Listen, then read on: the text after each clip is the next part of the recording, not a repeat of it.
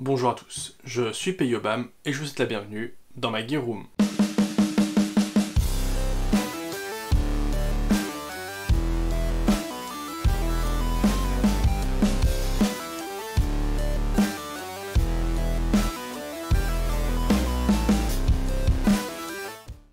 Aujourd'hui, on se retrouve pour parler lampe. Alors, ça va pas être une présentation de la lampe, mais en gros, je vais vous expliquer un peu le cheminement de ce qui m'a poussé à prendre telle ou telle lampe et tous les problèmes et les solutions que j'ai pu trouver en fonction. Voilà.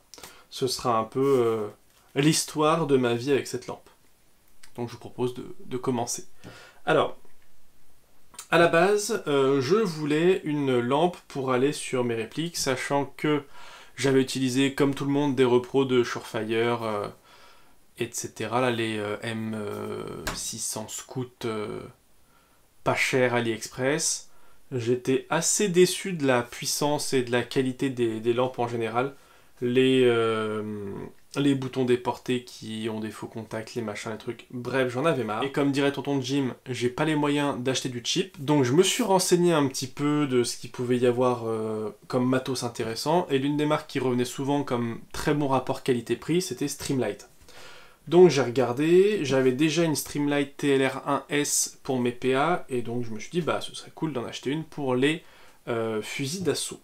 Donc je me suis porté sur ce modèle, qui est la TLR RM2 pour Rail Mounted numéro 2, donc une lampe qui va sur les fusils. Pourquoi j'ai choisi cette lampe? Parce qu'elle avait la capacité d'avoir un bouton à l'arrière pour l'activer, qui, quand on reste appuyé dessus, fait du momentané, quand on appuie une fois dessus, l'active. Et aussi le switch déporté qui était fourni avec. Donc, j'étais très content de cet achat. À l'époque, ça coûtait, ça coûte toujours relativement cher, mais c'est plutôt quali, quoi. Voilà. Donc ça, c'était la première chose. Je voulais une lampe qui puisse se mettre sur mes répliques, avec un bouton à l'arrière qui soit vraiment fait pour du momentané ou pas, et un pad. Et qui soit pas avec un... Et le montage intégré, je trouvais ça intéressant parce que ça évite d'avoir la lampe plus un montage, ce qui fait que c'est épais comme ça se prend partout, je trouvais ça pas ouf. Donc voilà un peu les éléments qui m'ont fait me porter sur cette lampe-là, sachant qu'il y avait aussi une autre lampe avec un bouton à l'arrière, là, je me rappelle plus du nom. Si je le retrouve, je vous mettrai une photo quelque part et puis le nom. Mais il n'y avait pas la possibilité de mettre un switch dessus. Donc j'ai pas pris celle-là, j'ai choisi la Streamlight. Maintenant, qu'est-ce qui m'est arrivé? Eh ben... Donc là, on a mon 416. Le truc, c'est que la Streamlight, pour pouvoir utiliser le bouton, globalement... Voilà. On va se mettre à peu près comme ça. Le but, c'est de l'avoir à peu près là, en fait, le bouton. Pour qu'avec la main, on puisse l'utiliser tranquillement, quoi. Voilà. Ça, c'est le plan. Sauf que, pour ça, il faut que je puisse l'installer. Et sur mon 416, j'ai l'organe de visée qui est à l'avant, qui me pourrit quasiment, je sais pas, l'équivalent de 7 ou 8 emplacements pour rail. Ça veut dire que cette lampe-là, moi, j'aurais voulu la mettre ici, pour pouvoir l'activer grosso modo comme ça, voilà. Peut-être un peu plus en arrière, mais vous voyez un peu l'idée, quoi, le principe. Et du coup, moi, je peux la mettre que là. Et là, bah, ça devient assez loin, en fait, de mon grip habituel, de mon grip normal. Et du coup, c'était pas terrible, voilà.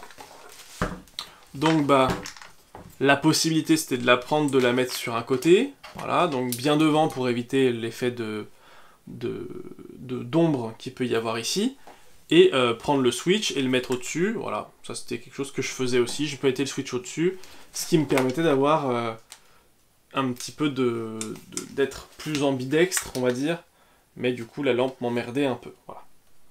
J'aurais pu la foutre en dessous aussi, hein, mais le but c'était d'avoir quelque chose d'assez utilisable avec les deux mains, voilà. Donc ça c'était la première chose. Le premier souci que j'ai rencontré avec cette lampe, en fait c'est pas le problème de la lampe, c'est le garde-main du 416 qui me faisait chemir. Donc la solution, c'était ce que je vous disais, soit je la mettais en dessous, soit sur les côtés, avec le pad au-dessus, mais du coup c'était plus symétrique. Donc quand j'épaulais à gauche, déjà que je suis pas gaucher, c'était un peu la misère, mais en plus j'avais la lampe qui m'emmerdait. C'était pas terrible. Mais du coup on trouve d'autres solutions. Maintenant on va passer sur la M4, la MWS Marui, que j'utilise maintenant relativement souvent. Et elle, bah c'est le même problème. Quand je l'ai acheté la lampe, j'avais pas la MWS. Et du coup, bah la mettre au-dessus, ouais ok super. Mais en fait, quand je vais allumer, ça va me faire tellement d'ombre que je verrai rien. Et de toute façon, elle sera trop en arrière pour être utilisée avec ma poignée. Il faudrait que le bouton soit là, pas là quoi. Donc, ben, même chose, j'aurais très bien pu la mettre ici, et mettre le switch de ce côté-là, et voilà, ça pouvait faire le café ou le switch au-dessus. Mais j'étais toujours pas satisfait parce que, ben, j'avais toujours ce problème de quand j'épaule à gauche, en étant déjà pas gaucher, j'avais du mal à accéder au bouton. Là, c'était vraiment pas pratique, voilà. Donc solution vraiment pas ouf. Et j'ai pris un peu de temps, je me suis dit, bah dans ce cas-là, je vais essayer de trouver quelque chose qui me permette de le déporter un peu devant, ou des choses comme ça.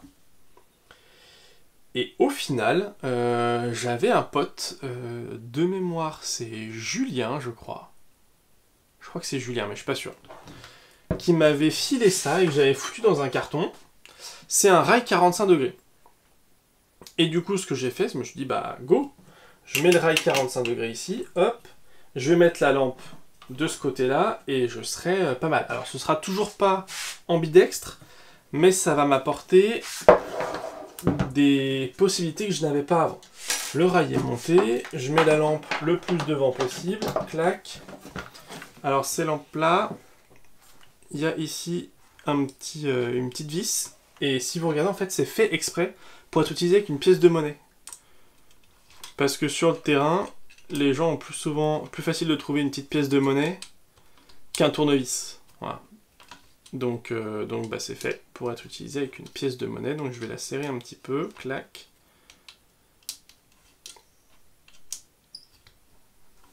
Voilà, bien serré, hop. Et du coup, ce que j'ai fait, c'est que je l'ai fait passer par en dessous, et j'ai foutu le pad au-dessus. Avec un petit riselant, un truc comme ça, histoire que ça tienne bien. Hop.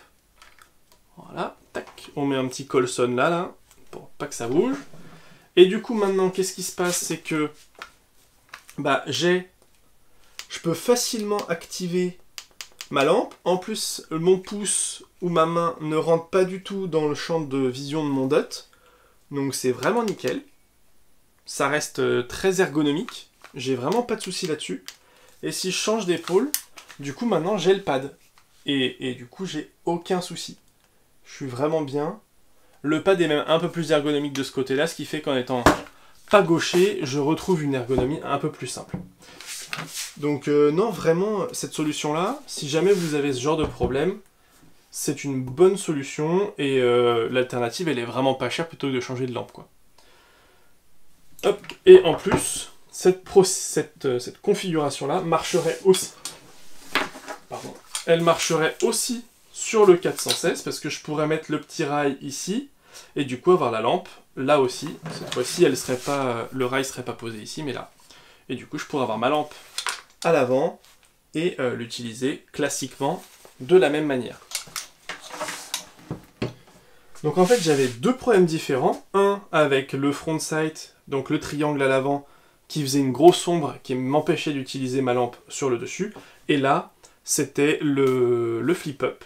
Donc le front sight aussi d'ailleurs, hein, deux fois le front sight qui m'emmerdait. Mais de manière différente, et du coup une solution unique qui me permet d'avoir une configuration qui soit tout à fait intéressante et qui soit jouable. Je l'ai testé, ça marche vraiment bien. Donc vraiment content. Voilà. J'espère que cette vidéo vous aura plu, qu'elle vous aura apporté des petites idées si jamais vous avez des problèmes dans ce style-là. Si c'est le cas, n'hésitez pas à lâcher un like et un commentaire, à partager la vidéo, à vous abonner à la chaîne et à activer la cloche de notification. Dans la barre de description, vous retrouvez le lien vers la page Facebook, page Instagram. La roue du forçage est maintenant terminée. C'est tout pour moi. Fin de communication.